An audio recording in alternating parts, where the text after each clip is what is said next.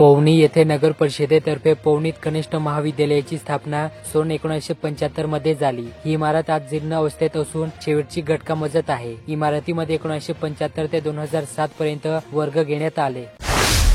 भंडारा जिल्ह्यात ठिकठिकाणी बकरी ईद मोठ्या उत्साहात साजरी करण्यात आली। जिल्ह्यातील मोठ्या मस्जिदसह अनेक ठिकाणी विशेष नमाज पठणाचे आयोजन करण्यात आले होते। भंडारा जिल्ह्यात इलेक्ट्रॉनिक स्कूटी दुभाजकला आदळल्याने झालेल्या अपघातात चालक गंभीररीत्या जखमी झाला। सुरेंद्र मोतीराम आदमने असे जखमीचे नाव आहे। ही घटना शनिवारी पहाटे 1 वाजण्याच्या सुमारास नागपूर रायपूर महामार्गावरील वेनगंगा नदी पुलानजीक घडली।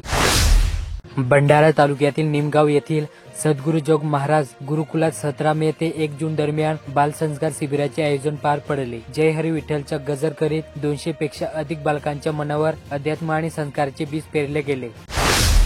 भंडारा जिल्ह्यात विविध संस्था संघटनेच्या वतीने छत्रपती शिवाजी महाराजांच्या शिवराज्याभिषेक सोहळा विविध उपक्रमांनी आणि कार्यक्रमांनी साजरा करण्यात आला।